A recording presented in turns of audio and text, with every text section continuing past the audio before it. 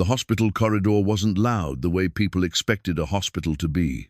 It was loud in a tighter way, in the sound of rubber soles running, in the thin, panicked beep of a monitor, in the way a mother's sob kept catching in her throat like something was choking her from the inside. A child's voice cried out once, then disappeared behind a door that slammed shut. A nurse's voice shouted numbers. A doctor's voice answered with a command that sounded like an order and a prayer at the same time. And then there was the other sound, the sound that didn't belong in an emergency, a security radio crackling like entertainment. Security had a man pressed against the wall near the elevator bay. He wasn't wearing scrubs. He wasn't wearing a suit. He was wearing a faded navy uniform with a stitched name tag that read Darius. His mop cart sat sideways, abandoned, a yellow caution sign still folded on top, like he'd been in the middle of doing something normal. The mop bucket water trembled with every shout, rippling like it was scared too. "Hands behind your back," a security officer barked. His hand stayed near his radio, like he wanted an audience, like he wanted someone to hear him being in charge. Darius's face was grey with confusion. His eyes moved from the security officer to the nurses watching, to a doctor who wouldn't meet his gaze, to a family at the end of the hall, frozen like statues in grief. "I didn't take anything," Darius said. His voice wasn't loud. It wasn't slick. It was the voice of someone who had never practiced lying. A nurse in teal scrubs pointed a shaking finger. "Because of you, room 312 went into crisis." Her voice broke. They couldn't find what they needed. The words hit the corridor like glass. People heard what they wanted to hear. A patient, a crisis, something missing. A man in a janitor uniform. The security officer tightened his grip.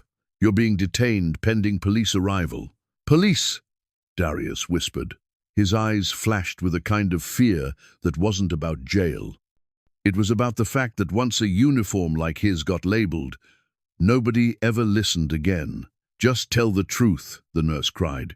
Her anger sounded like righteousness, but her eyes looked like panic, trying to find a target. "I am telling the truth," Darius said. Down the hallway, a door opened. A man stepped out slowly, like he didn't belong to the chaos. Evan Mercer. Evan had come for paperwork. He'd brought Calvin in for a follow-up exam after weeks of sleeping cold. Calvin needed checkups, documentation, a baseline, something that said he still existed inside a system. Calvin's lungs had sounded like winter when the doctor listened. His blood pressure had been the kind of number you pretended not to see. And Evan had promised him they'd handle it. Evan had expected waiting rooms, boredom, forms. He had not expected to walk into a public conviction. Evan saw the name tag, Darius. He saw the hands pinned, the crowd forming, the certainty on everyone's faces. And Evan recognized the pattern immediately.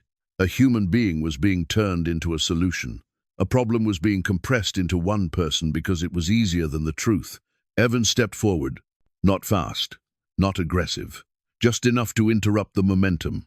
"Stop," Evan said. The security officer snapped his head toward him. "Sir, this is restricted." Evan raised his hands slightly. He didn't touch anyone. He didn't challenge authority. He challenged speed. "My name is Evan Mercer," he said. "I'm here with a patient today. Before you put cuffs on him, tell me what happened." "This is none of your business," the security officer said. "Then it won't take long to explain," Evan replied. A doctor finally spoke, like he hated that he had to. There was a code. He hesitated, then added the part that made the corridor turn. The medication wasn't in the crash drawer. Evan looked at Darius. "Are you saying he stole medication?" Darius's eyes widened like the accusation itself was poison. "No." He shook his head hard. "I don't even have access to that." The nurse cut in. "He was in the supply corridor right before it happened. And when we ran for it, it was missing." Evan looked at the security officer. "Because he's the only person you can pin. You're pinning him. Watch yourself," the guard warned. Evan nodded. "Fair?" Then he asked the question that shifted the air. "Do you have cameras?" The nurse blinked. The doctor's eyes flicked away. The security officer's jaw tightened.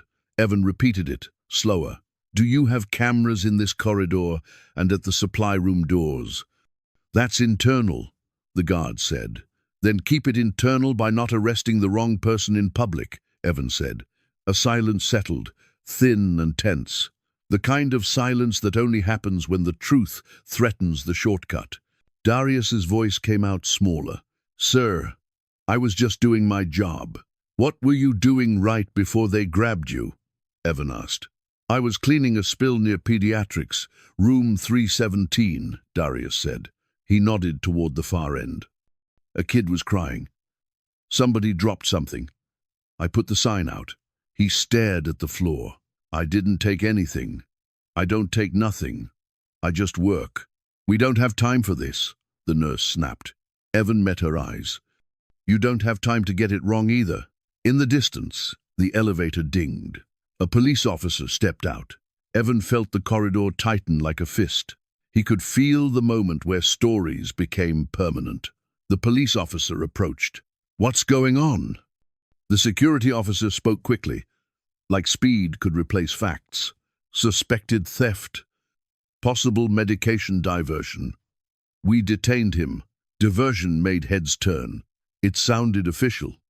It sounded like a word that got you fired without questions. Evan stepped between the officer and Darius without touching anyone. "I'm asking for a pause," Evan said. 10 minutes to review footage and badge logs. Then you can proceed with facts." "Who are you?" the police officer asked. "A citizen who's watched people get scapegoated because it's convenient," Evan said. The nurse scoffed. "Convenient? A patient almost died." "I'm not minimizing that," Evan said. "I'm preventing you from compounding it." The police officer looked at security. "Do you have footage?" The guard swallowed. "Yes." "Then show me before I cuff anyone," the officer said. The guard's eyes flashed annoyance. "Fine." He looked at Darius. "You're coming with us." Darius's voice shook. "I didn't do nothing." Evan leaned close to Darius, low enough that only he could hear. "Tell me everything you touched tonight," Evan said. "Even if it makes you look imperfect. Tell me the full truth." Darius stared at him, then nodded once, trembling. "I will." They moved down the corridor toward the security office. Behind them, a woman near the vending machines watched with careful eyes. Hair perfect, badge reading, administration, expression neutral. A second nurse passed her and whispered, like this was gossip and not a human life. "That janitor finally got caught." The woman didn't react. She only waited for the crowd to turn the corner. Then she pulled out her phone and typed one message. "Move faster." The security office was small, windowless, lit by harsh fluorescent light. 2 chairs, a desk, a monitor with multiple camera feeds, a smell of stale coffee and carpet that had absorbed years of stress. Darius sat with his hands on his knees. He looked like a man trying not to shake apart. The nurse stood by the door, arms crossed, eyes wet. The doctor hovered behind her. The security officer sat at the desk, keyboard under his fingers like a weapon. The police officer stood near the wall, calm, waiting. Evan stayed near the doorway, not in charge, just present. Because if he left, the story would become a shortcut again. The security officer clicked through screens. Supply corridor. Medication storage hallway. Okay, here. The monitor showed a locked door with a keypad, a sign that read, "Authorized staff only." "That's where the crash drawer is stored," the guard said. The nurse leaned in. "That door was open when we ran there." Evan watched the timestamp. "Show the 5 minutes before the code and the 5 minutes after," Evan said. "Start at 11:47. The guard sighed, annoyed, but scrubbed the footage back. At 11:49, Darius appeared, pushing a mop cart. Slow, methodical, like a man trying to do a job without being seen. The nurse pointed. "That's him." Evan didn't react. He waited. Darius walked past the storage door. He didn't type the keypad. He didn't swipe a badge. He didn't even slow down. The nurse frowned. He didn't go in. The security officer clicked his tongue. He was in the area. Being in the area isn't theft, the police officer said. Evan's voice stayed controlled. Show me who opened that door, who typed the code, who walked inside. The guard pulled the storage door angle again and scrubbed. The hallway was empty. Then a woman in scrubs approached. She typed the keypad quickly. The door opened. She entered. The nurse's eyes widened. That's Nurse Angela. Angela emerged about a minute later. The door closed. Evan held his voice steady. Show me 1150 to 1155. The guard scrubbed. Empty hallway. Then, at 1152, someone else appeared. Not in scrubs. Not in a janitor uniform. Business casual. Badge reading administration. The woman from the vending machines. She typed the keypad. The door opened. She walked in. The nurse stared, confused. Who is that? The guard's face changed. He recognized her, and he hated that he did. That's Maren Caldwell, he muttered. Operations coordinator. Why would operations be in there after hours? The nurse whispered. Evan felt his pulse jump, because she knew exactly when chaos would cover her, because she knew where panic pointed, because she knew the crowd would choose the easiest face. Maren stayed inside for 2 minutes. Then she came out carrying a small black pouch tucked under her arm. Not huge, not obvious, but visible. She walked out of frame like she was late for nothing. The police officer stepped closer to the screen. Where is she now? The guard grabbed the desk phone, dialing with a shaky hand. It rang. No answer. Evan's phone buzzed in his pocket. A message from Lila. Where are you? Calvin's asking if you're okay. Evan typed one sentence. Insecurity. They're blaming a janitor. It's not him. The police officer spoke into his radio. Unit.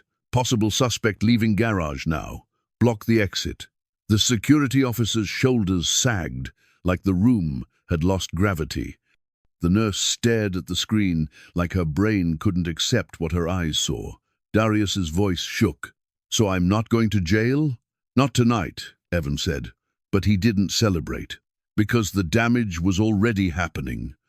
A hallway full of people had watched Darius get pinned.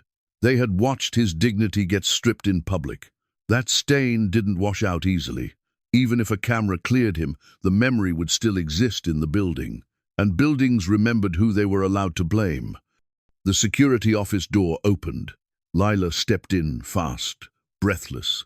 Calvin stood behind her, wrapped in a thin coat, eyes sharp. Evan's eyes widened. You came here? You texted me, and then you stopped answering, Lila said. She looked at Darius, then at the nurse, then at the police officer. What is happening? Calvin's gaze landed on the name tag. His face tightened. He didn't need a briefing. He had lived the pattern. They always pick the one nobody will defend, Calvin said. The police officer received an update. They stopped her at the gate. Evan exhaled through his nose. Not relief, only a pause. Bring Maren into an interview room, the officer said. No hallway show. No more spectacle. The nurse finally turned to Darius. Her voice trembled. I'm sorry. Darius stared at her. He wasn't triumphant. He was tired. I got kids, Darius said quietly. I got a boy who thinks his daddy's a good man. He swallowed hard. If you cuff me in front of everybody, my boy sees that someday. He shook his head. You can't just say sorry. The nurse's eyes filled. I know. Evan turned to the doctor. You watched too, Evan said. You let it happen because it was easier than slowing down. The doctor's face flushed. I did, he admitted. I'm sorry, Mr. Cole. Calvin muttered, bitter. That's how they survive. They turn empathy off and call it efficiency. Evan looked at Darius.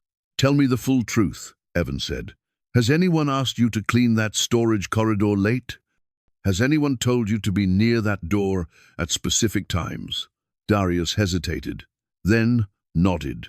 Sometimes, Maren. He swallowed. She says audits are coming. She says keep it presentable. She says mop it late so it looks fresh in the morning. Calvin's eyes narrowed. Of course she did. Darius looked down. She also said something last week. He glanced at Evan.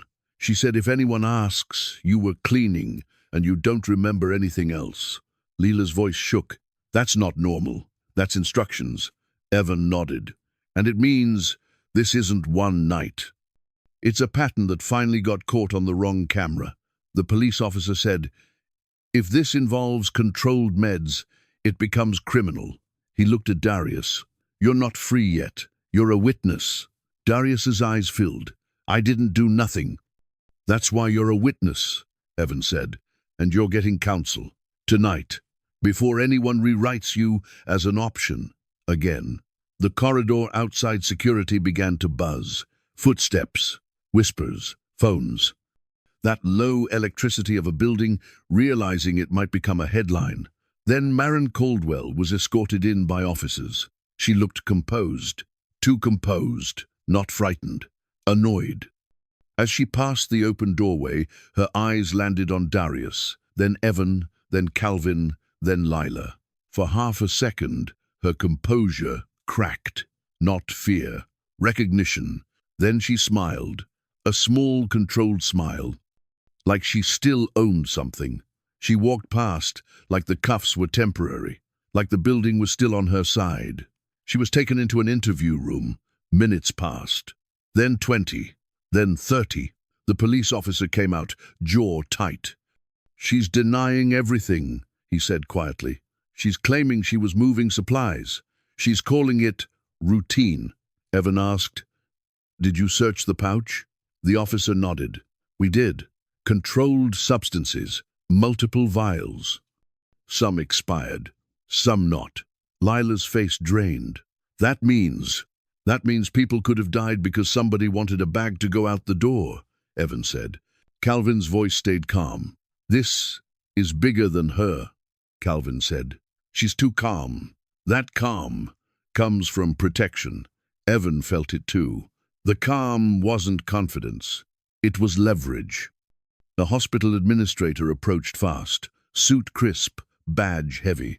His eyes were tight with fear, disguised as professionalism. What is going on? He demanded. The police officer answered, internal theft investigation. Operations coordinator detained.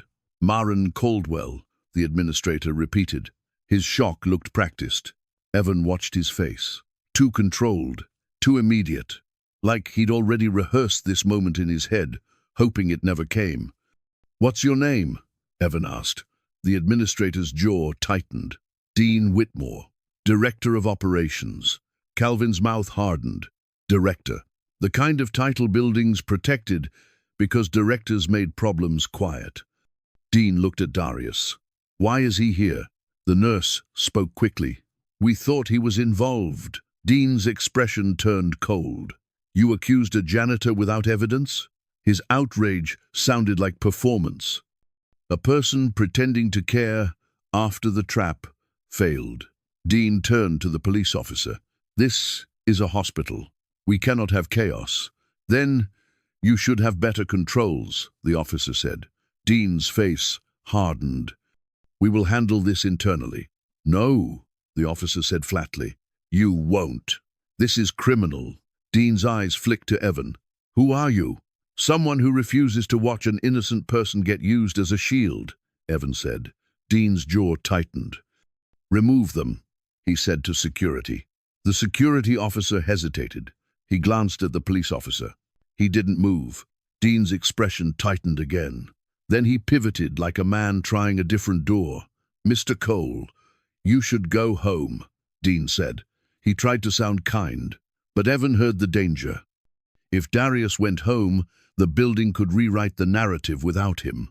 If Darius disappeared, the scapegoat could still be used later. A person without witnesses was a person you could edit. Evan stepped in. No, Evan said calmly. He stays available. He stays protected. Because if this turns, the first person you point at again is him. Dean's eyes flashed anger. That's enough. Calvin stepped closer, voice quiet and sharp. You already pointed at him once, Calvin said, and you did it fast. Dean stared at Calvin, like Calvin was a stain. Who let you in here? Leela stepped forward. He's with me. Dean recalculated. He didn't like recalculating. He liked control. Fine, Dean said, but this needs to end quietly. Evan met his eyes. It ends with truth, Evan said, and it won't be quiet if you try to bury it. Dean's lawyer arrived. Then another, 2 suits that didn't belong in a corridor full of sick people. Their smiles were polite and empty. They said cooperation. They said procedure. They said reputation. The police officer demanded full audit access and camera archives. Dean promised what was required, not what was needed. Evan watched Dean's eyes. They weren't angry about theft. They were angry about exposure. Evan stepped close to the officer and said it quietly. Pull retention logs. Someone deleted footage. The officer's face tightened. We already found gaps. Evan's blood ran cold. Gaps meant practice. Gaps meant help. Calvin spoke softly, but it landed hard. You can't steal like this in a building full of cameras without help, Calvin said. Or without someone who benefits from not seeing. Lila looked at Evan. So the janitor was always the plan, she whispered. Evan nodded. The plan was speed. Speed makes people surrender their brains. Marin was led out in cuffs later that morning. Staff stared from a distance. Some shocked, some relieved, some angry the building's clean story had been stained. As Marin passed Evan, she didn't beg, she didn't cry, she didn't apologize. She leaned slightly and murmured, almost amused. You think you won. Evan's stomach tightened, because she said it like the story wasn't finished. She was right. That afternoon, Evan sat with Darius in a small office and brought in a lawyer. Darius looked like the chair might accuse him. The lawyer asked simple questions.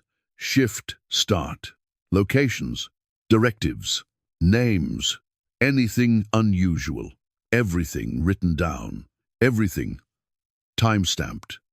Because paper was the language buildings respected. Darius answered carefully. He didn't embellish. He didn't dramatize.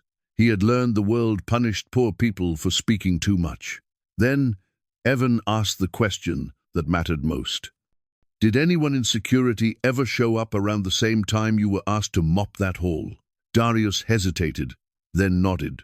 There's a guy, Rex. He walks that hallway late. He told me once, keep your head down and you'll be fine. Calvin's eyes narrowed like a blade. That's not kindness, Calvin murmured. That's a leash. Evan shared the name with the police officer. The officer's face tightened. He wrote it down. Then he said the sentence Evan feared. We pulled partial archives. Some older footage is missing, not from last night, from previous nights. Evan felt cold spread under his ribs. So someone had been practicing. Someone had been erasing. And someone had been confident enough to do it again and again. That night, Evan drove Calvin home. Calvin sat quiet in the passenger seat, looking out the window like the city didn't belong to him. Do you think I'm doing too much? Evan asked. Calvin didn't answer immediately. Then he said, You're doing what someone should have done for me. He looked at Evan. And you're doing it before they can erase it. Evan nodded. He felt something shift inside him. Not heroism. Responsibility. At Lila's apartment, Lila was on the couch with her laptop open. She had been researching. Not conspiracy. Documentation. Policies. Access rights. Whistleblower protections. Ways institutions quietly threaten people without saying the word threat. Evan walked in and said, They found gaps. Lila's eyes widened. Footage gaps? Evan nodded. Then it's not just Marin, Lila whispered. It's a system. Calvin sat down slowly. It's always a system, he said. Lila looked at Evan. We need something in writing that shows suppression, she said. Something that shows leadership telling people not to document. Evan's phone buzzed. Unknown number. He answered. A woman's voice, trembling. This is Nurse Angela. I need to talk before they make me the next scapegoat. Angela met them in a cafeteria corner at 2 in the morning. Her hands shook around a paper cup she wasn't drinking. Her eyes were red like she'd cried in a supply closet where nobody could see. Evan spoke softly. Why were you at the storage door at 11:43? Angela flinched. Murren called me. She said, a drawer needed to be restocked. She said it was urgent. She said, do it now. I opened the door, checked supplies, then left. I didn't take anything. Leela asked, why without documentation? Because Maren controls schedules, Angela whispered. She controls overtime. She controls who gets the bad rotations. She makes you feel like if you say no, you lose your whole life. Calvin murmured. That's the voice of power. Evan leaned forward. Did Dean ever warn staff not to email issues? Did he ever tell you not to create noise? Angela nodded slowly. Dean came to the nurses' station last month. He said audits were coming. He said operations will manage supplies.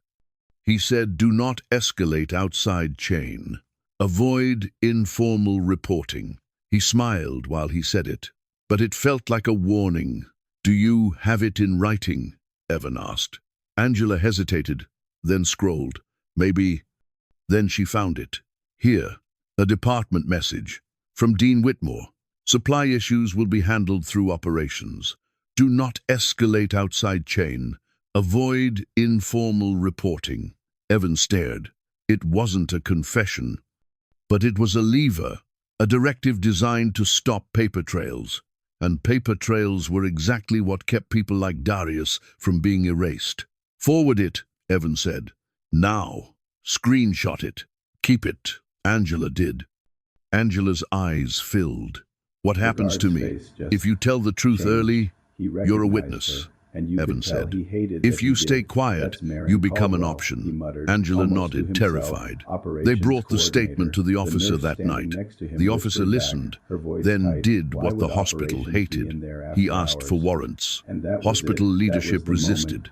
Lawyers pushed back. They said, reputation. They said patience. They said chaos. The officer said, your chaos already exists. It's just hidden. A judge signed. Investigators pulled emails, badge logs, camera retention settings, admin access histories. The hospital tried to move slowly. The law moved faster. Then the truth assembled itself like a skeleton rising from dirt. Maren had been moving controlled meds, not for personal use, for a buyer, a network outside. Rex, in security, had admin access to camera retention. He had created gaps. He had toggled settings. He had cleared footage like he was wiping fingerprints. And Dean Whitmore had been approving overtime budgets and supply adjustments that made the numbers look clean while shelves went wrong. He didn't carry a pouch. He didn't type a keypad. He didn't need to. Dean didn't steal with his hands. He stole with policy. When investigators confronted Dean, he denied. He spoke in perfect corporate sentences. He said he delegated. He said he trusted. He said he had no knowledge. Then they showed him the access logs, his badge, his late-night visits, his walkthroughs.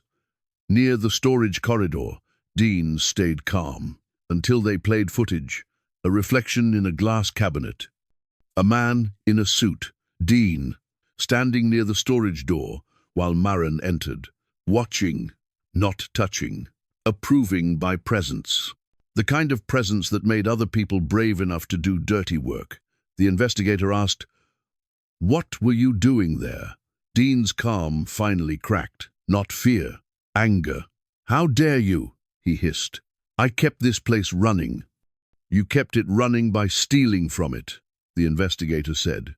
Dean tried to stand. Officers stopped him.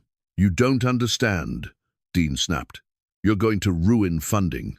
"You ruined trust," the investigator said. "Cuff him." Dean's face went white. In the corridor, Evan stood with Lila and Calvin. They watched Dean Whitmore escorted out, not quietly, not protected, not rewritten. At the far end, Darius leaned against the wall. His hands trembled. Dean passed him and looked away. That was Dean's final act of power. To pretend Darius was still invisible, but Darius wasn't invisible anymore. The hospital held a staff meeting that afternoon, not because they wanted to, because the story had already leaked. A replacement read an apology that sounded careful and legal. "We regret any inconvenience." Darius's jaw tightened. Inconvenience. Like humiliation was a scheduling conflict. Evan stepped forward and said it clearly. "Say his name. Say he was wrongfully accused. Say it in front of everyone."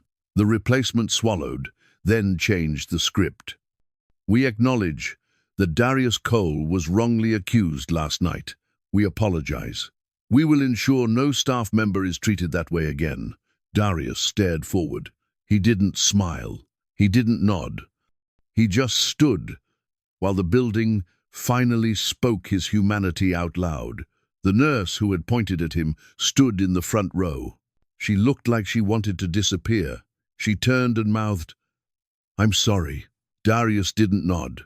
He didn't reward her with forgiveness on demand. He simply existed, and that was enough. HR handed Darius a printed correction. Wrongfully accused. Cleared. Protected from retaliation. Meeting scheduled for compensation and counseling support. A promise of therapy, like trauma, could be processed on a calendar. Darius's hands shook, holding the paper.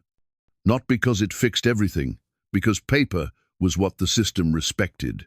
And for once, the paper was on his side. Evan sat across from Darius in the cafeteria afterward. The building felt different now, not kinder. Just exposed. They were going to take everything, Darius whispered. Evan nodded.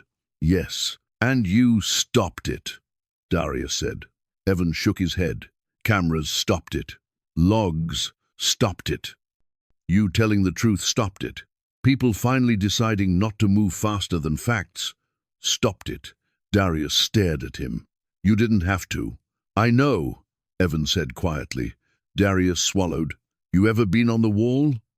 Evan's throat tightened. "Yes, in a different way. But yes," Darius nodded. "Then you know what it does." He looked down. "My boy's gonna see me come home tonight. Not in cuffs. Not in shame." He breathed out. "Thank you." That night, Darius opened his front door quietly, like he was afraid noise would bring the system back. His son ran into the hallway and hugged him hard.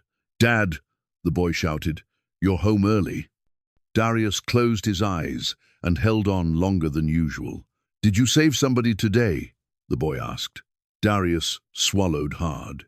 "Yeah," he whispered. "Yeah, I did." In Leela's apartment, Calvin sat with a blanket and warm soup. Leela watched him like she was trying to memorize the fact that he was here, not outside, not erased. Calvin asked, "You okay?" Leela nodded, then shook her head, then nodded again. "I don't know. It's like the world is uglier than I thought. And also, clearer. That's what truth does," Calvin said. Evan stood by the window and drafted a short message to a private list. Not dramatic, not performative. Simple. If you ever see someone being blamed fast, ask for the logs. Ask for the tape. Ask who benefits from speed. He didn't include names. He didn't violate privacy. He planted a seed. Because systems survived on silence, and seeds were the opposite of silence. Then Evan's phone buzzed again. Unknown number. A text message. "You think you're safe because you were useful tonight. You're not." Evan stared at the screen. His stomach tightened. Lila saw his face.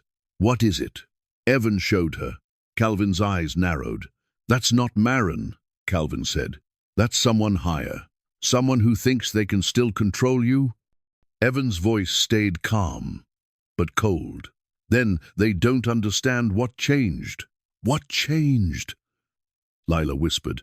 Evan looked at them and said the truth. "I'm not walking away again." He deleted the message. Not because he was afraid, because he refused to let fear live in his phone. Then he turned off the screen and breathed out. A deal could make you money, but a pattern could make you a man. 2 days later, Evan would be tested again, in a courtroom, where a child would stand in front of a judge and say one sentence that froze the room. "Please don't lock up my dad, because I know what you did." And Evan would be there to hear it. Because once you stop ignoring people on the wall, you start noticing every wall in the city and every person pinned to it.